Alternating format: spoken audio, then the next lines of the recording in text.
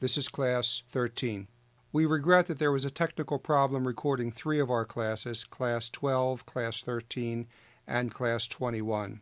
The signal is not as clear on these 3 classes as it is in all the other recordings, but you can still hear what Dr. Bonnette is saying.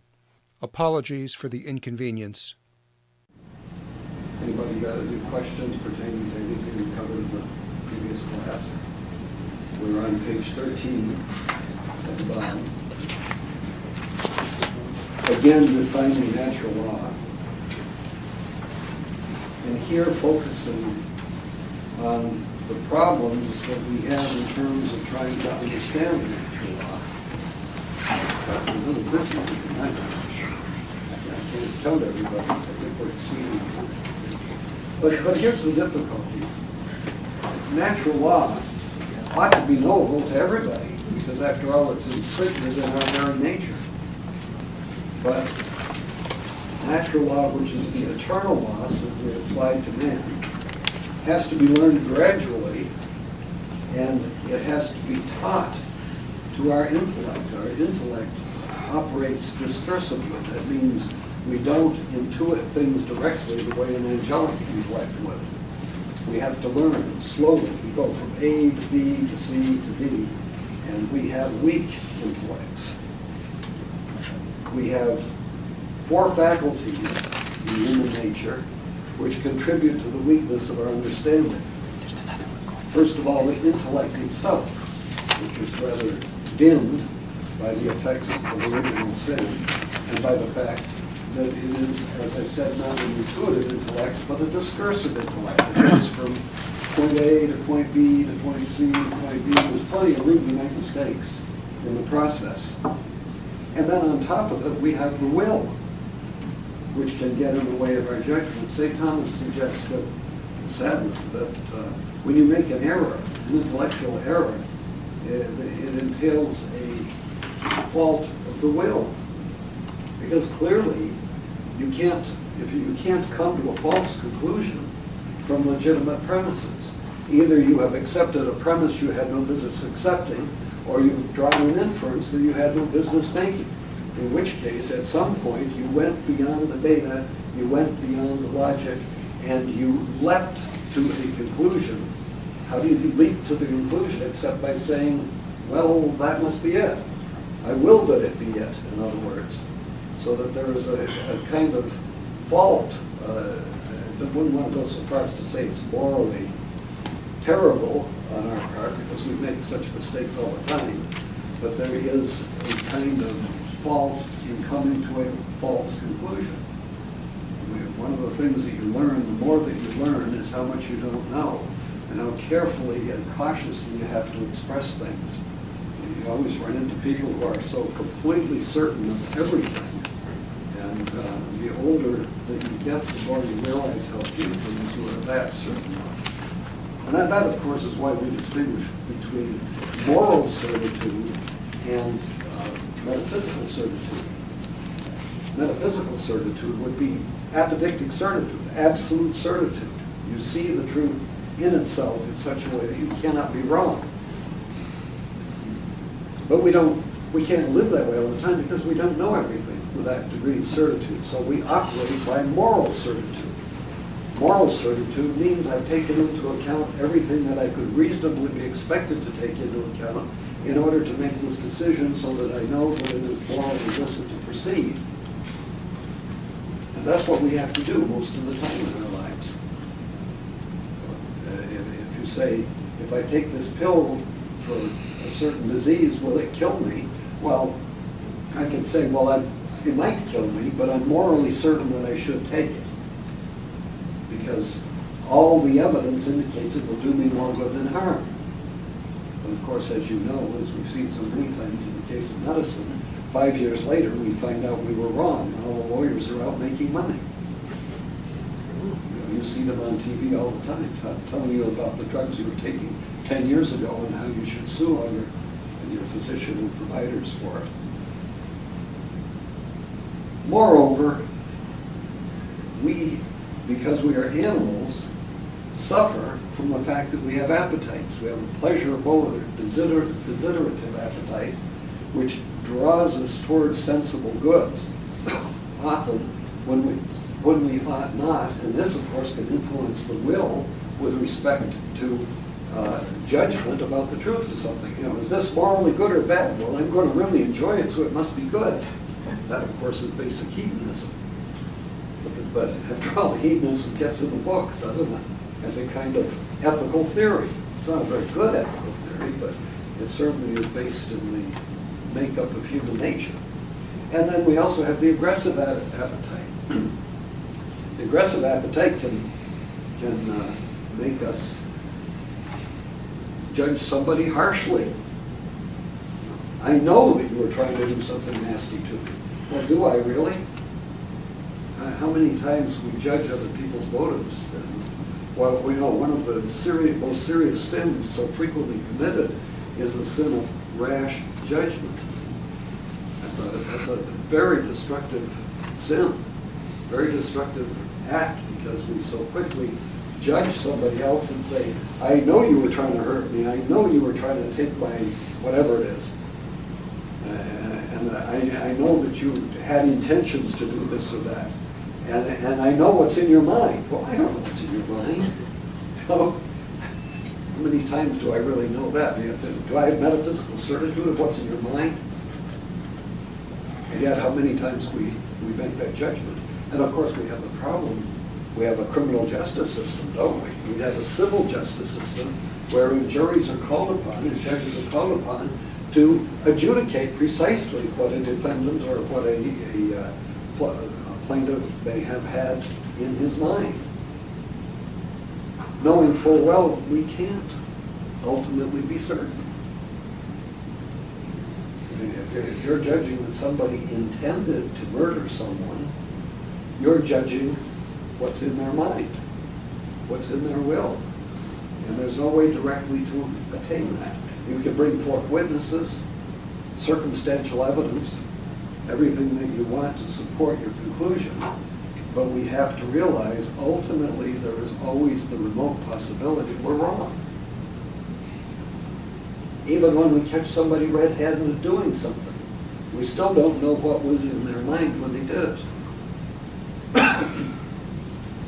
So when it comes to trying to learn the natural law, there's plenty of basis for us as human beings to have difficulty in doing it with certitude.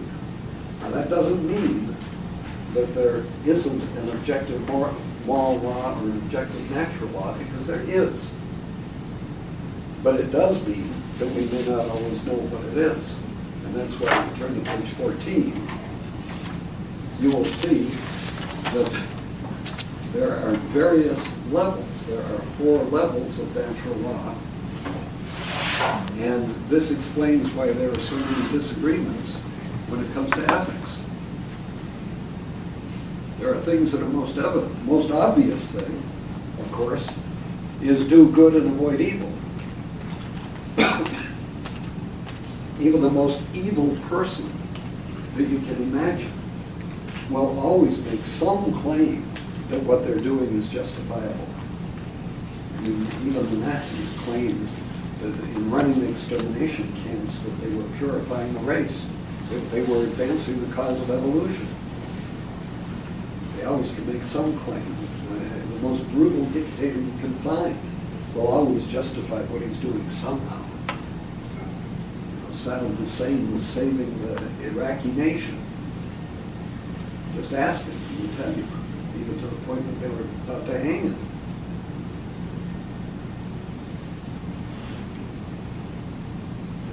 But most normal people, most sane people, every sane person knows that we must seek good, not just any good, but the true good. And that we are morally obligated to avoid evil. That correlates to the metaphysical first principle of being, doesn't it? Being is, non-being is not. Being, apprehended by the intellect as desirable to the will, is called the good. So we are built by our very nature to seek the good. And from the standpoint of morality, the first instinct of morality is to affirm what is good and to reject what is evil. So just as we distinguish between being and non-being, we distinguish between good and evil and recognize that the whole of our being is itself oriented to the affirmation of being, which is the good. So this is ingrained in a foundation of metaphysics. Everything you see in ethics is ultimately grounded in metaphysics, except, of course, the things that are grounded in philosophical psychology and some of the other sciences. But those too are ultimately grounded in metaphysics. You know, it's just like in the natural sciences. You can study biology or astronomy or zoology or chemistry, but ultimately it reduces to physics. You've got to translate it down to its absolute foundation. That's why the physicists go around with such smug egotism all the time. But in the philosophical realm, it is metaphysics which is the ultimate regulative science. So ethics ultimately corresponds to metaphysics, and that's why an ethics without a metaphysics is floating on quicksand. It really has no basis. Now we have, beyond this supreme principle, we have certain general principles that are immediately evident to all, at least in a general way. For example, that every man ought to honor his parents. That every organization needs some kind of governance. Otherwise you have pure chaos. I have listed here the 10 Commandments. One of the 10 Commandments tells us to respect the name of God. Now, of course, those who are really quite ignorant about the nature or existence of God are going to be hard put to do that. But as it says, if you're ignorant, your ignorance is invincible. It can be overcome. Every society has some version of the 10 Commandments. I had a graduate course at Notre Dame by Joseph Evans, in which we dealt with the basis for natural law.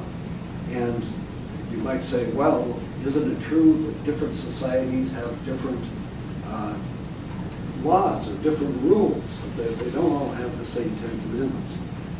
In some sense, that's true. But in another sense, it isn't. The 6th and 9th Commandments insist that one not commit adultery or have covetous thoughts of adultery. One might say, but is that truly universal? Well, in a certain sense, no. But in a more fundamental sense, what we found is that every society has some rules concerning sexual behavior. They may not all be the same.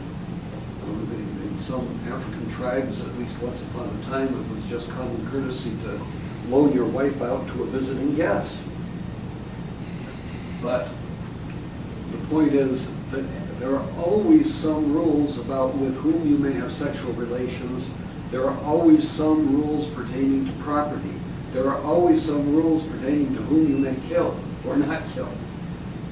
You might say, but how about cannibals? You know, they eat people. Well, yeah, but the point is they don't eat people. They eat people who aren't in their tribe, because people who aren't in their tribe aren't people. So they still are observing the rule that you don't kill, but it's just they are having a little difficulty determining the object of application for it. So in some form or other, you can find expressions for the 10 Commandments. You know, keep holy the Sabbath day. Every society has some measure of ritual, some measure of some transcendent value that they respect in some sense. Of course, this would probably not be the case in a deliberately materialistic society such as we have with communists. But that's because they are overtly denying what most people naturally would concede, for example, the existence of a supreme being. had 70 years of indoctrination that there's no supreme being, then you're not exactly in the natural condition. Every society has some recognition of a supreme being. I know it's been said, but how about the polytheism? How about the fact that so many societies worship multiple gods? It was thought by the Darwinians in the late 19th century that the natural progression should be from fetishism and respect for thunder and lightning to the postulation of the gods up on Mount Olympus. And that only after a long period of time, primitive societies got away from this primitive polytheism and refined it to the notion of a single deity. That's what the Darwinians expected as the evolutionary progress. But around 1900, when you had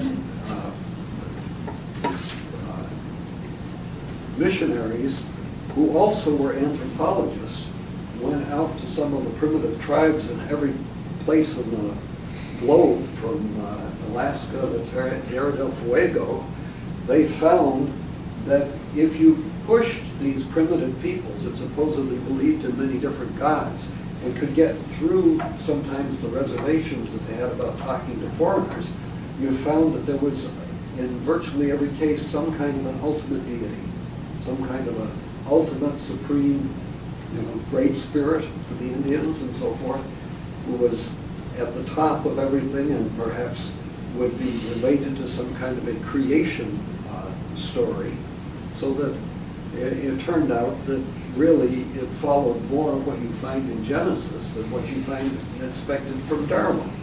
These explanations were not immediately accepted, of course, by the ivory tower Darwinians. They kind of cast aspersions on all that because the anthropologists happened also to be Christian missionaries. But further examination of the evidence as decades went on showed that they also were objective anthropologists and that this was how it was.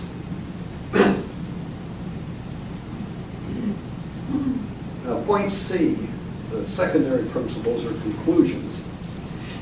Here it's very easy to make mistakes.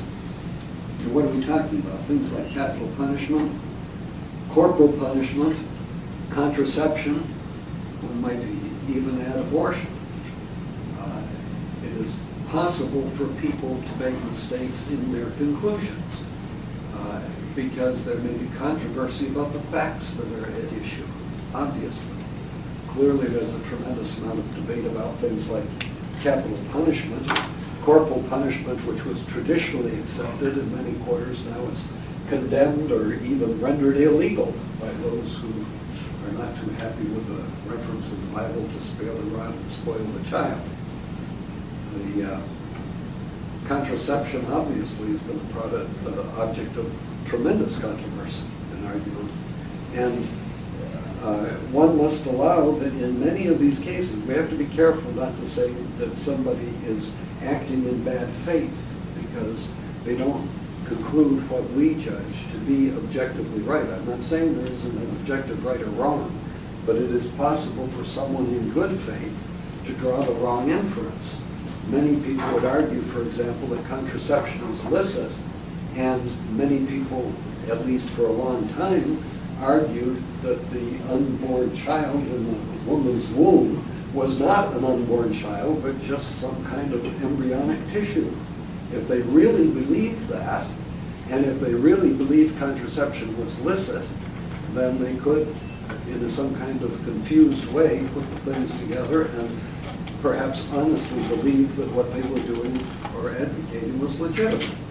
So in many instances, it takes time and effort to throw sufficient illumination on these questions so that it becomes evident, for example, that what you're dealing with is human life from the beginning moment of conception.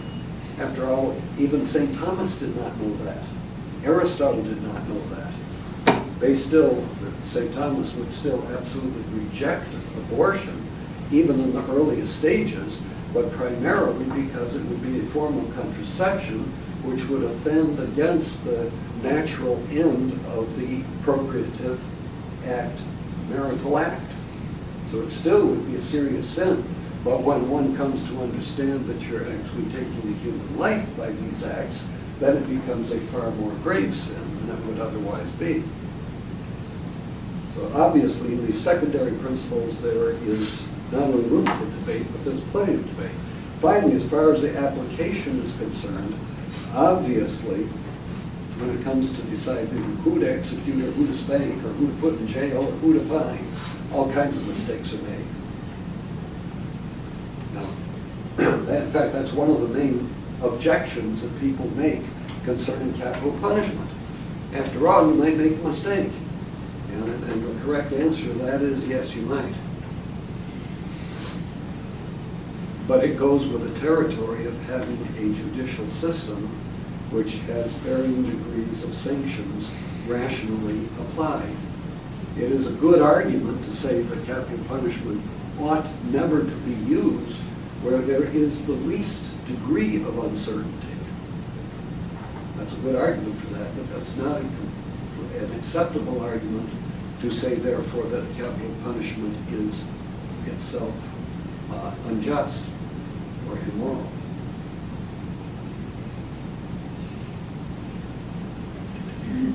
The next point here, very wise old observation. Law is for, that its purpose is for the guidance of wise men and the protection and restriction of fools. A lot of wisdom in that, isn't there? You can see that you have to guard society against the fools. But we sometimes forget that law also gives guidance to wise men. If you want to transfer your property, the deed of your property to somebody else, how do you do that? If we did not have certain laws governing how a transference of a deed is properly made, you could have all kinds of confusion and cross claims, not that we don't have them anyway, but you could have far more confusion in the legal order with respect to property rights than we now have. So we codify some of the rules in order to assist people in living good lives. I hate to say it, but even with the assistance of attorneys. But of course, that's no justification for having 8,000 pages of IRS rules, is it? You always have to watch out for the extremes.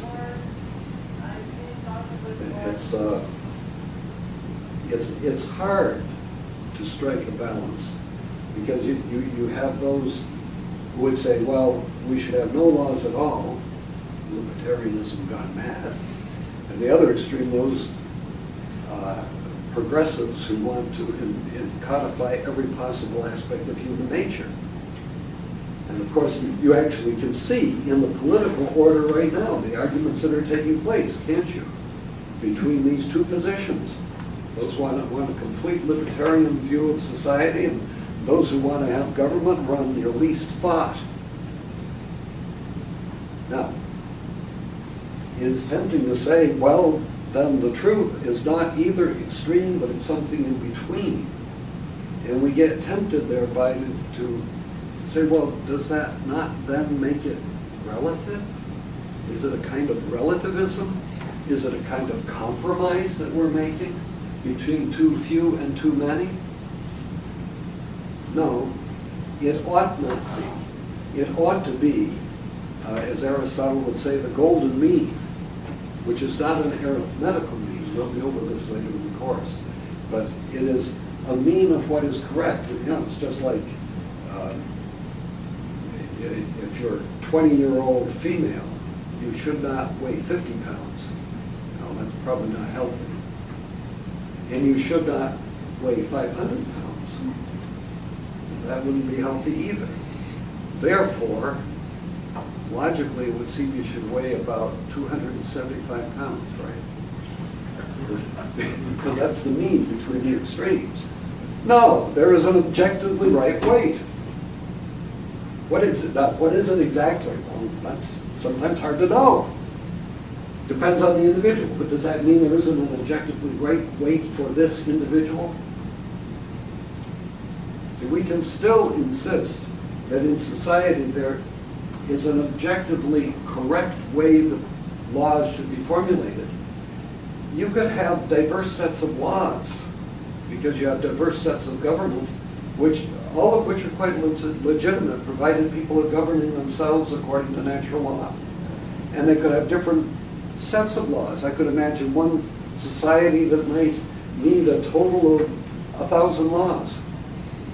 Another society might get along just fine with 500 because they've codified them different ways. But the point is that there is an objective level that one should reach. If you're trying to have laws governing the transfer of property, you ought to have just enough law to make it done securely, but not so much that it becomes an interference with personal liberty and requires, as long to get done as filling out your taxes. Now, exactly what would be the correct way to do it? Remember, you've got a combination there of natural law and positive law. Positive law because the legislature has to work out the laws. Natural law because it's based upon natural law, and the laws that are passed by the legislature cannot, ought not contradict or contrapose the natural law. Exactly how would you codify these laws? They might be variant from one society to another, but that doesn't mean there isn't an objective standard. The human mind is always seeking that objective standard. We try to get closer and closer to it. That doesn't mean that it's all relative, though. So this is why I talked about one extreme, the other extreme, and then we look at the middle ground as if it were relative, and we must realize it's not relative. There is an objective basis in human nature and in human relations according to which we can measure the rightness or wrongness of any given law. We might be doing well passing laws, and they may be all good laws, but there's a point at which we might have to stop and ask ourselves, did we pass too many laws? Even if they're all really good laws. Because if you have too many of them, that in itself is a defect.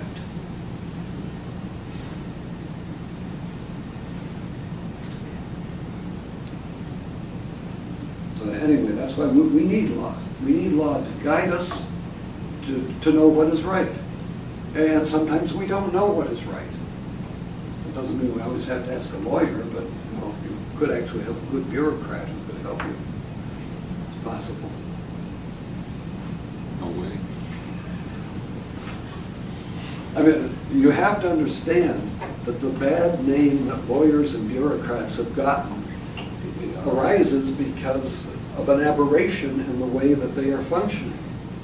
When Shakespeare said, "First hang all the lawyers," that really didn't mean that you shouldn't have any lawyers. It's just that the ones you had should be hanged.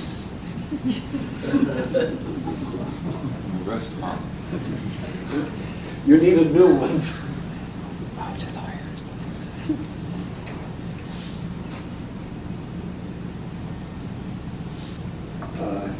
Many misunderstand natural law because they fail to have an adequate grasp of man's nature. That's what I gave you the example of cannibalism. If you don't know what a human being is, you don't know the difference between a human being and a turkey. And it's okay to eat the turkey. So, you see, it's very important to be able to figure out who's human and what constitutes their humanity. Child sacrifice, well, obviously, we look upon that as being totally terrible today, but there were societies, the Aztec sacrifice, cutting out people's hearts as an offering up to the gods to prevent some kind of calamity, made perfect sense from the Aztec priests' perception of it.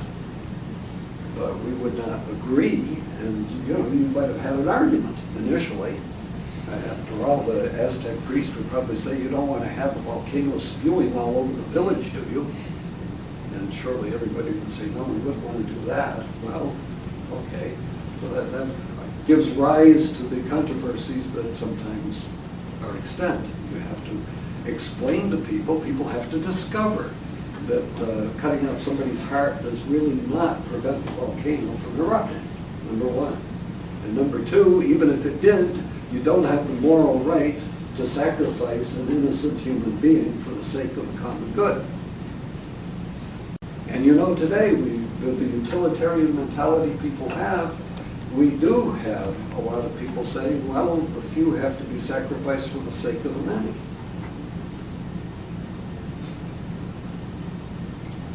But that's where you have to distinguish between permitting the few to suffer as opposed to deliberately making the few suffer. You may have a context, and we'll trouble having it come to mind, but you may have a context in which, let's say, not having a certain law in the books will allow a certain percentage of children to die of a certain disease, which is terrible. But the converse of it may be that having the law in the books would mandate the behavior of so many families in an objectionable way that that would not be morally correct. So you don't mandate in an officious manner something that ought not be mandated, and you permit in the process that some children die of a disease because of the neglect of their parents. Possible. But that's not the same thing as saying that the parents should bring forth their children for child sacrifice to stop the volcano from going off. It's the old business of double effect and means end relationship. You can't use a deliberately immoral means to get to a good end.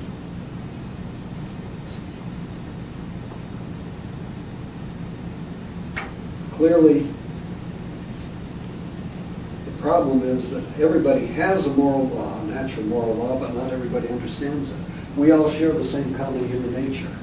We are all bound by the same natural law, but we don't all understand it equally, and we don't all understand it ourselves the same way all the time.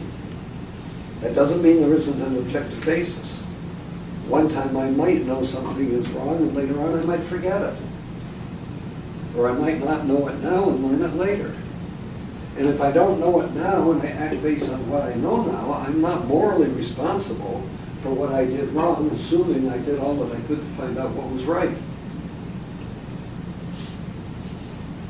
But, objectively, I still did something wrong. It's like the person that commits suicide. And he couldn't help himself. He was insane. He's not morally responsible. You can't blame the poor soul. But you know what? He's still dead. He still violated the natural moral law. And the natural consequence of it still took place. What we call the sanction. We'll mention that on the next page. So ignorance is not bliss. We need to find out the natural moral law as best we can, however we can. Conclusions and applications of the natural law require learning, and that's why, among other reasons, we're here tonight in this course in ethics. And we immediately get worried about the metaphysical principle, namely that golden habit. No one can give what he doesn't have. I can always tell you to read Higgins, though. I'll do the best I can, but I'm not infallible, and I don't know, I surely don't know everything that's in Higgins' book. And I'm not primarily an official. So I can't give you a warranty here. Absolute guarantee on everything. I can only give you some guidelines and suggest you go out and do some reading on your own. Get some good authoritative books. And ultimately, even when you know a lot about it, when you run into a new problem, we have to go research it. And you as individuals have to go research it. If it's something you haven't run into before. You ask somebody who ought to be an expert, but oftentimes when you ask the expert, he says, well, I'll go check the books. Because he doesn't know right away. Fortunately, most things are fairly evident. And most things can be handled through the virtue of prudence, which is right reason about things to be done. conflicts over secondary principles.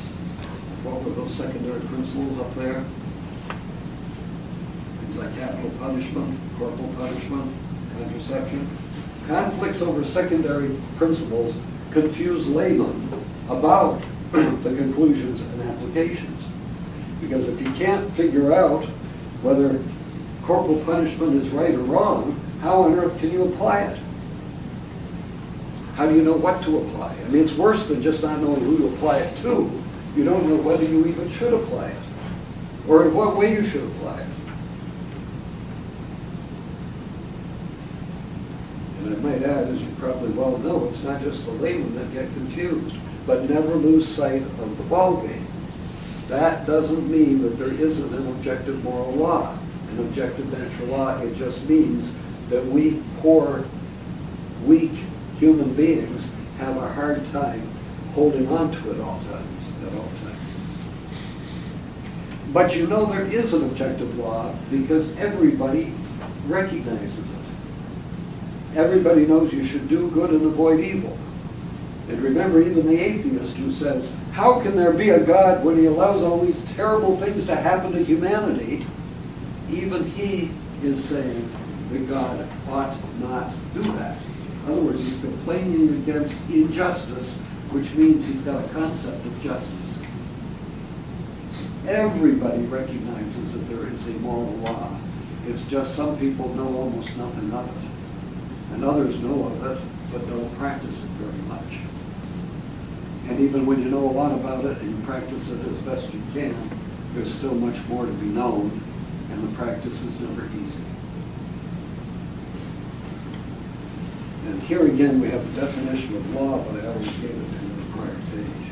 An ordinance of reason for the common good made, it says good and good, cross out the and good, that's not supposed to be there. It's an ordinance of reason for the common good made by one who has care of the community and promulgated. It's always got to be promulgated. It's got to be made known. If you've got a law, one of the defenses in law is nobody told me. Nobody told me, but unfortunately many people don't realize that there are two kinds of criminal law, even in New York State. There are laws that if you violate them, it is a defense to say, I didn't know about the law. There are other laws that if you violate it, you're still deemed guilty, even if you claim you didn't know. For example, a public official to issue an illicit certificate. Ipso facto, if he does it, he's deemed guilty. If he issues a false certificate in his official capacity, he can't go and say, I didn't know. That's not a defense. So even in civil or criminal law, sometimes ignorance is not bliss. But we do need promulgation. We need to have laws made known. That's one of the defects of the IRS regulations. There's nobody on God's earth, including the IRS commissioner, who knows all the rules. So how in heaven's name can anybody be held guilty of violating some of the more arcane ones, at least?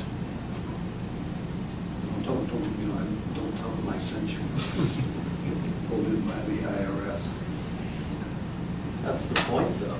It's shock and awe. Well, yes, of course. It's to create a body of laws so comprehensive and so But you'll pay more than you owe.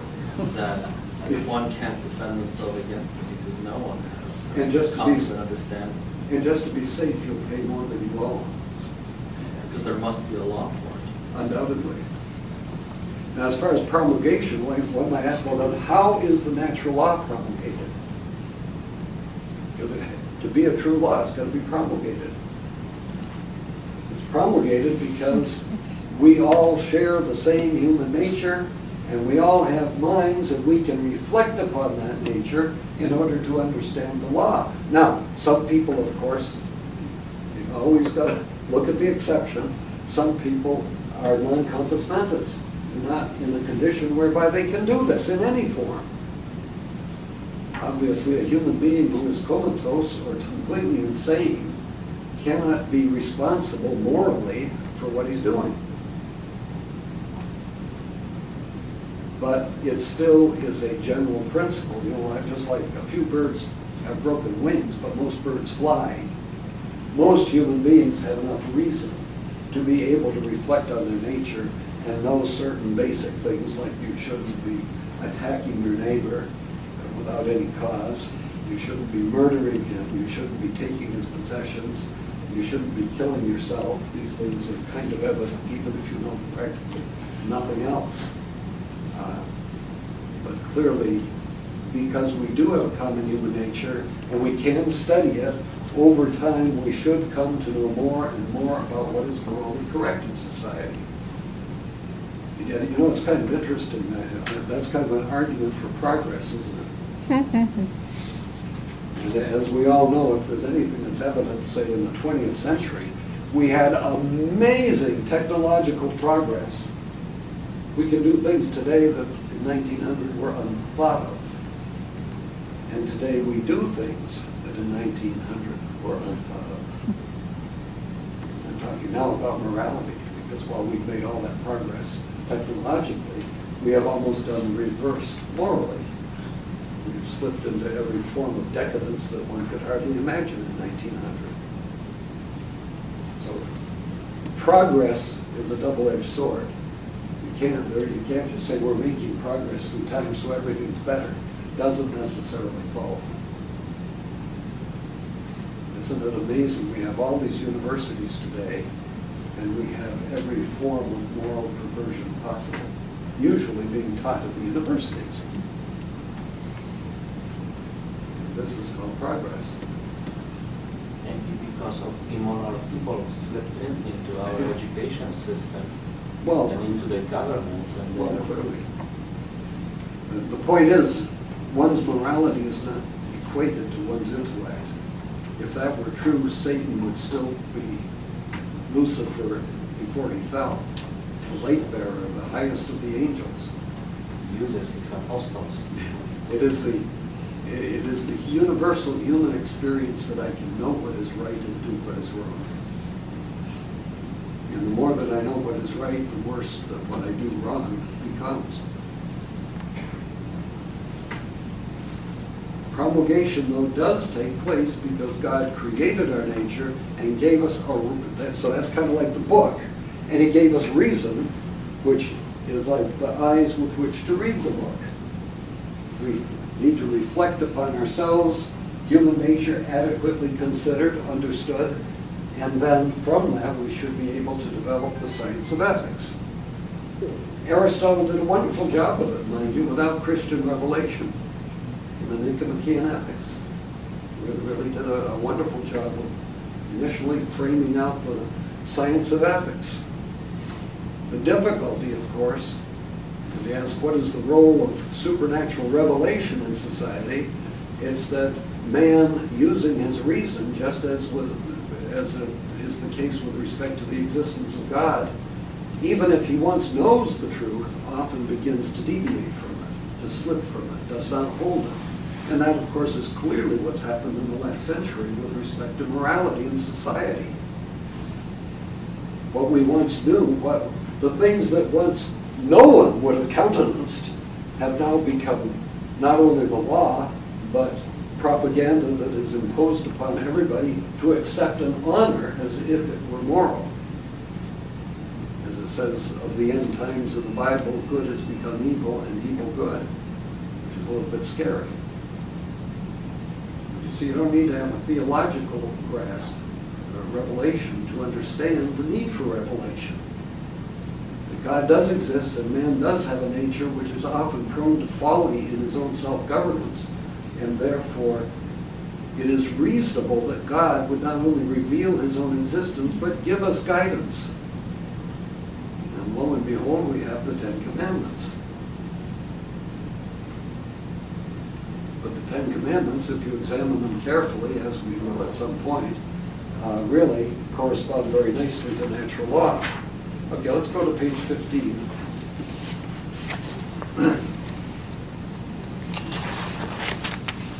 little chart up at the top. I always have a little trouble digging my way through charts. But we're talking about nature.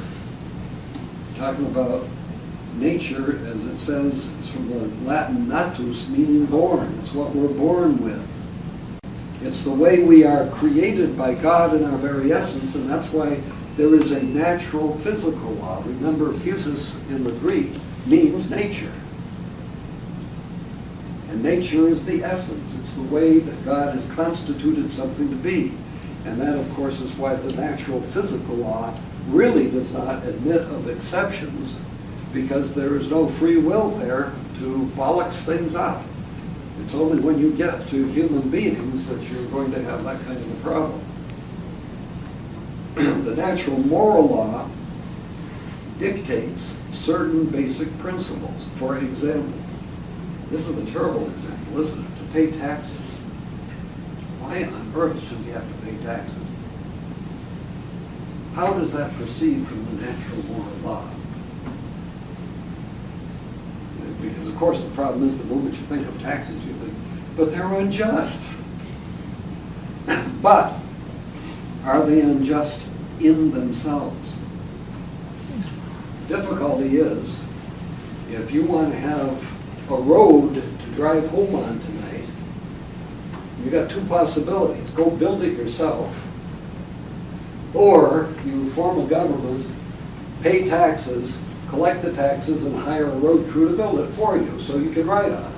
Which way do you want to do it? That's why reason tells us that some form of contribution from the members of society to the society as a whole is necessary in order to create the public goods which we share in common.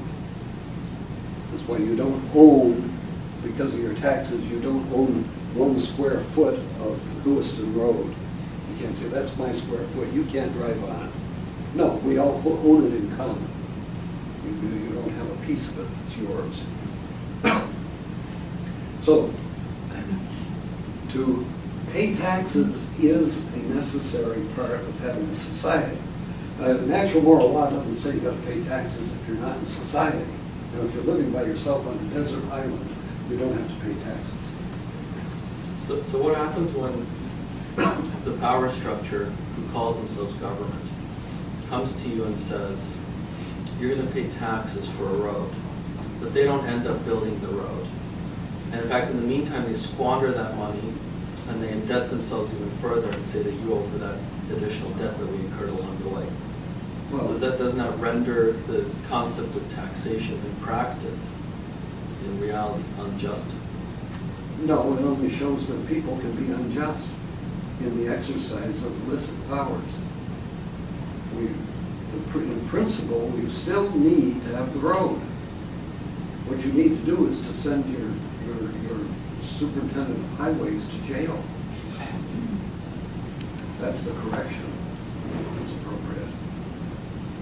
But it wouldn't be right to continue to pay him taxes if you know that he's simply squandering the revenues. Well, then you see. I mean, at some point you have to reassess your your obligations. I believe that's a kind of a variation on the theme of the revolution in the United States that said something about no taxation without representation.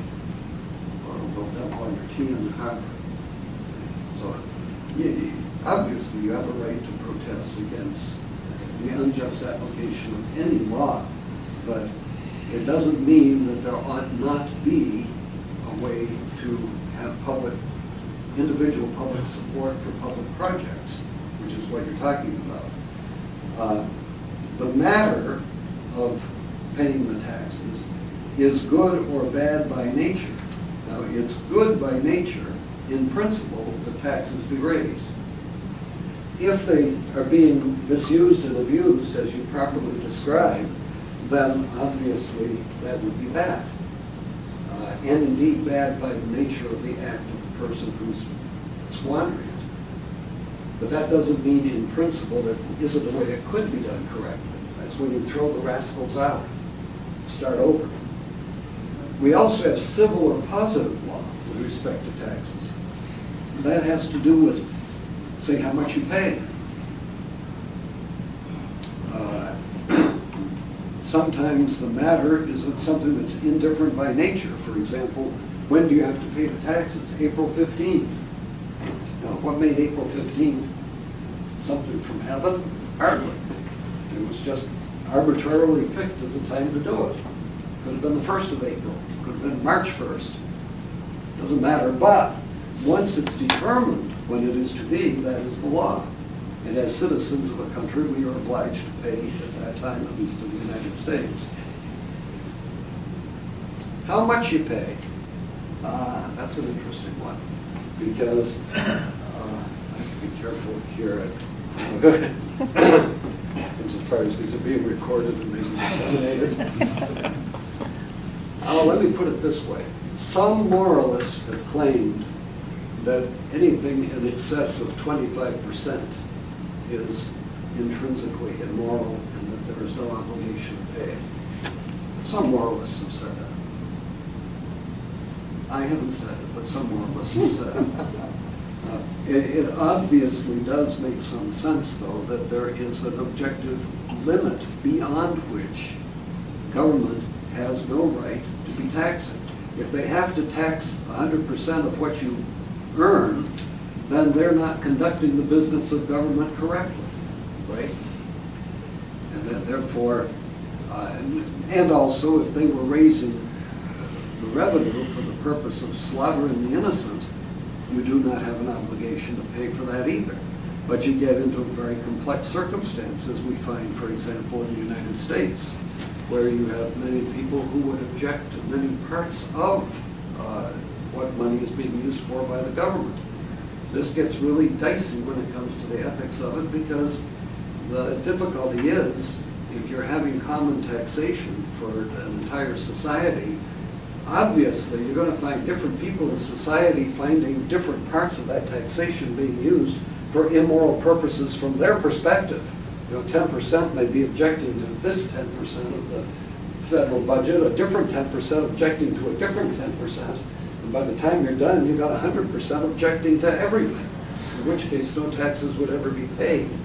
So clearly, the rationale of the justice of how things are done does entail the general raising of revenue, and it may entail the obligation to pay the taxes, and that the individual citizen is not and could not be held responsible for every single thing that the government does against his will.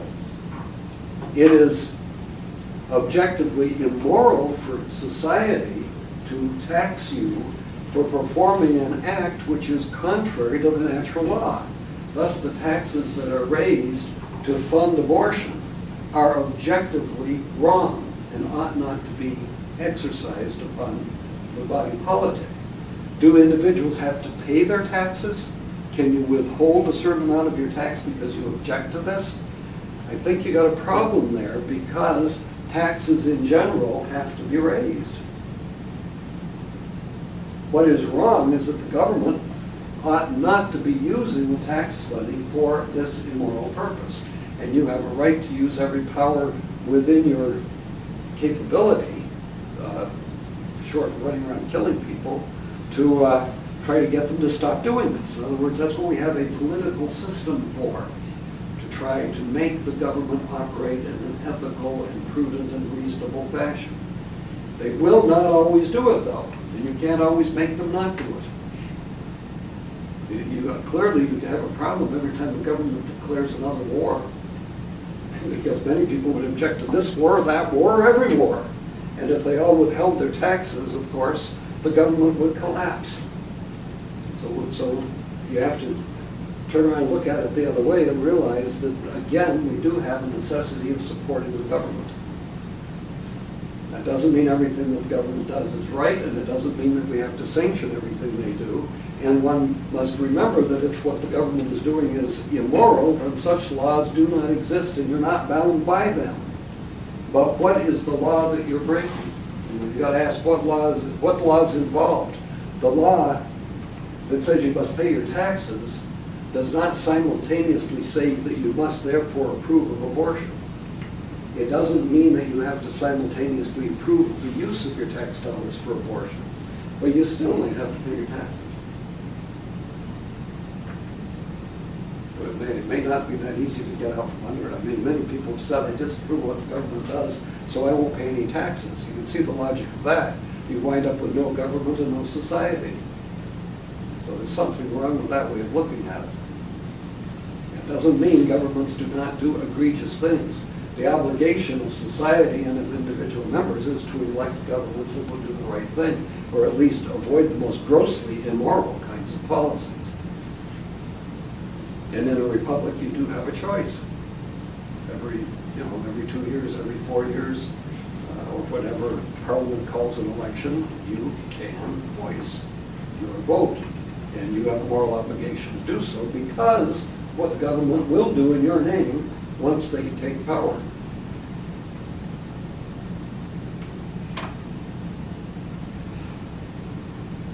The particularization and application of natural moral law, for example, the form of government.